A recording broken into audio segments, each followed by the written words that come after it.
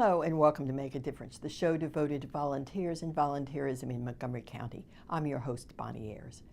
Helping seniors age in place is a vital component of enhancing their quality of life. This is especially true of the many seniors who live alone with limited contact or assistance from family and friends. But fortunately, there are volunteers with helping hands and hearts who are part of the Senior Connection who provide the means that seniors need to access much-needed services. In just a minute, we'll hear how volunteers are helping impact the lives of thousands of our seniors. But first, here are a few other volunteer opportunities available that might interest you. Stay tuned. We'll be right back.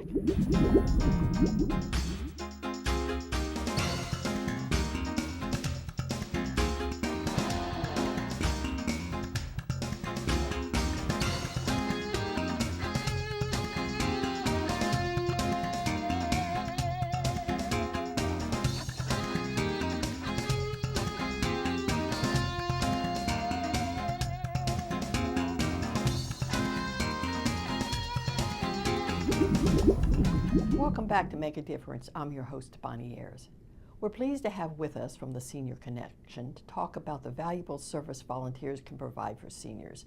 Marcia, Custer, Director of Community Development, and Paul Whitmore, one of the valued volunteers. Marcia, Paul, welcome to Make a Difference. Thank you, Bonnie.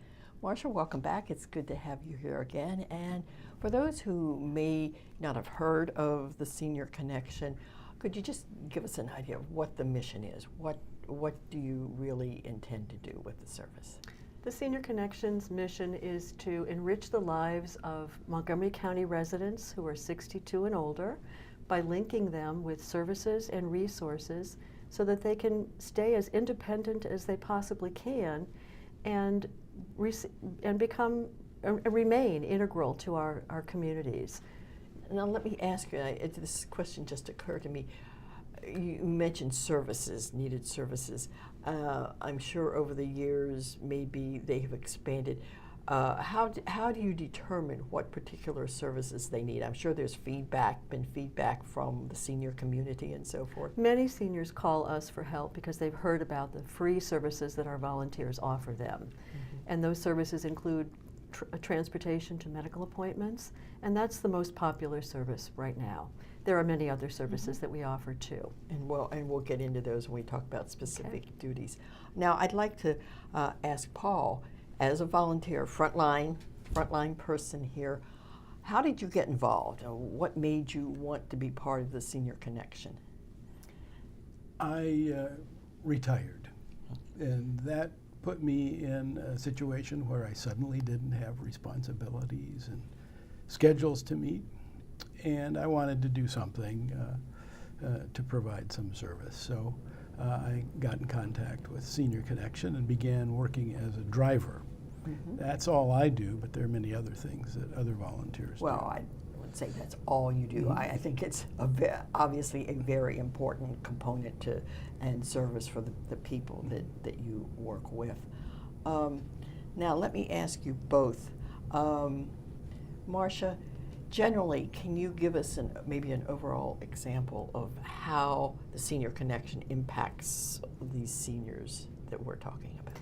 Right. Many of the seniors that we serve live alone and have very limited contact with their family and friends. And so our volunteers fill the gap between the family and the paid caregivers that they would be needing to hire or rely upon. I think we're a very vital link for seniors to the county, and we make it possible for them to live longer in their own homes versus having to move into an expensive institution. And I also think that our community is richer having seniors living among us, sharing their stories and relationships with us. Well, and I know that's having been through this personally with family and friends, that's very important to people, of a certain age, that they be able to be on their own and live independently. Yes. And is this something that you look for in volunteers when you're looking for volunteers? Absolutely, it is.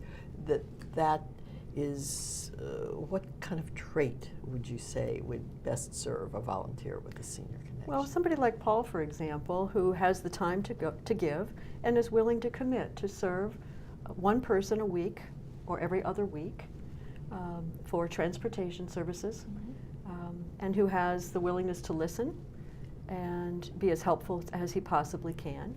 Someone who can drive his or her own car, and has a generous spirit and a giving heart. That's a very nice. Those are attributes that we should all aspire to.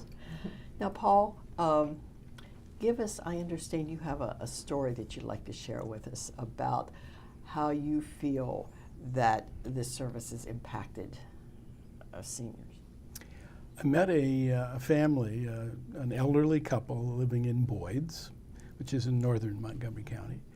The gentleman was undergoing cancer chemotherapy and had to travel to Tacoma Park several days a week, and the family was really being taxed by this task. Well, that's a long trip. By being able to fill in only one day a week, I relieved them of that bottleneck.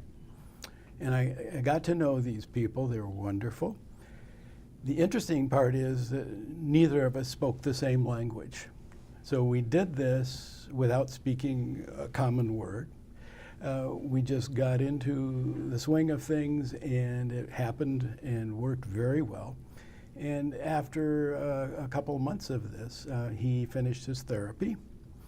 And all the doctors and nurses signed a graduation certificate for him. And when I dropped them off at their apartment the last day, the gentleman gave me the graduation certificate and insisted that I sign it. So that's the kind of rewards we're talking about. Well, and it also, I think, points out a very valid thing that we all must remember, that language doesn't need to be a barrier. When you need to communicate, you will find a way, and obviously it worked very well for you all. So another lesson learned about, the interaction with people of any age and background. Paul, give us some specific examples. Now, you are a driver. Is this what you felt that you could best provide? And how did you decide to become a driver of the things that were available? Yes, I had actually begun driving parishioners in my church on an as-needed basis, and then we got the idea that we really should connect up with the Senior Connection to back me up more. So if I couldn't do it, they'd have a link. And so driving was my focus, but a lot of other services are provided, shopping services. And shall I enumerate some of the other ones? You correct me if I'm wrong. We have volunteers that go in the home and organize the paperwork and help pay the bills and make sure that things are on track there. And perhaps one of the most important services is just stopping by for a friendly visit, because as we get older, we sometimes get very isolated, and that's not good. And that about covers it. Driving to the bank, driving to the pharmacy. Shopping for them can be done in two ways. You can take their list and go shop for them, or you can take them and assist them while they're shopping. Very, very flexible system that covers just about all bases for people, in need of those kind of services. Marcia, let's find out how people can contact the Senior Connection. Phone number, email, website. Yes. So anyone who is interested in learning more about being a volunteer or receiving an application can give us a call at 301-962-0820 and look us up on the internet, www.seniorconnectionmc.org. And we'd be glad to help them. You are ready in 3 different ways. Absolutely, we are ready to go, from as far north as Boyd's to as far south as Silver Spring in the county. Now, Paul mentioned, or you mentioned, I think, that he gives a day a week to. What kind of general time commitments are available? In other words, that's what he chose. If somebody has more time, or how do you work that out with the volunteers? We are flexible. If a volunteer can help us every week, that's ideal. And every week might be for a 3-hour or 4-hour period of time. But the times can change. One week it might be on a Wednesday morning, and the next week they might not be able to do it until Monday afternoon. that's fine. That's where flexibility makes a difference. But if someone can only do it every other week, that's okay too. We are willing to work with the individual volunteer's schedule. Now, what about training? We've talked about what the volunteers need to be, the characteristics that you look for in a person. But suppose I came in and said, I'd like to volunteer like Paul did. What happens then? Is there an interview process, or is there training? And Paul can probably speak to what happened to him.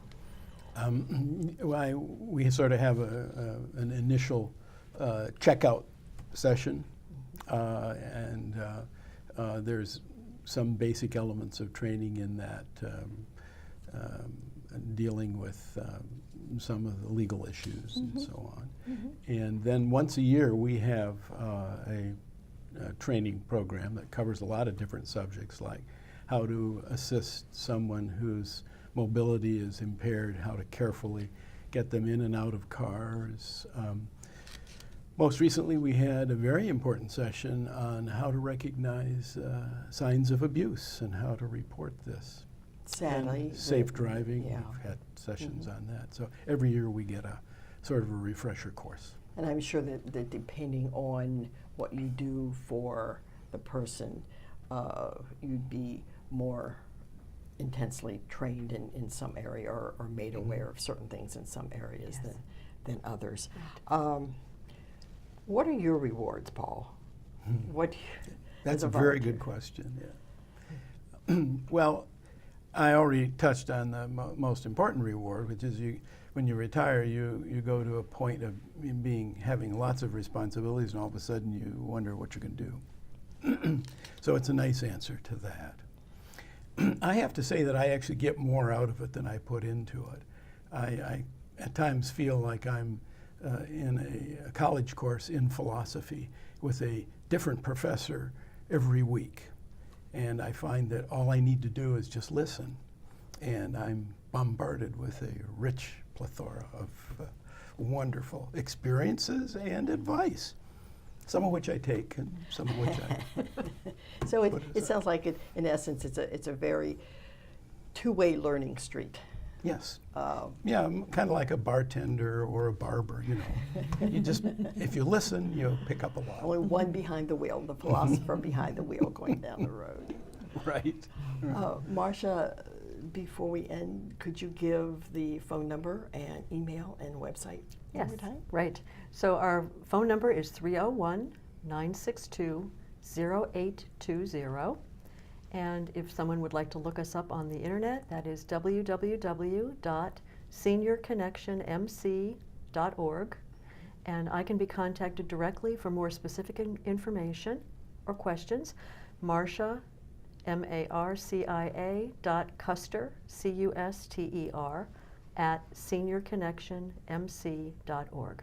Couldn't be simpler. And I want to thank you both, Marcia, Paul, for bringing us the message about what the Senior Connection did. When you were on before, we talked about the shopping program. But this gives, I think, a very good, broad perspective of what it's all about. And it's about very good work. So thank you both. You're very welcome. Thank you for the opportunity. We've been talking with Marcia Custer and Paul Whitmore from the Senior Connection about enhancing the lives of many Montgomery County seniors. For other local volunteer opportunities, call the Volunteer Center at 240-777-2600 or visit their website at www.montgomeryserves.org. And remember, as a volunteer, you can make a difference. Bye-bye.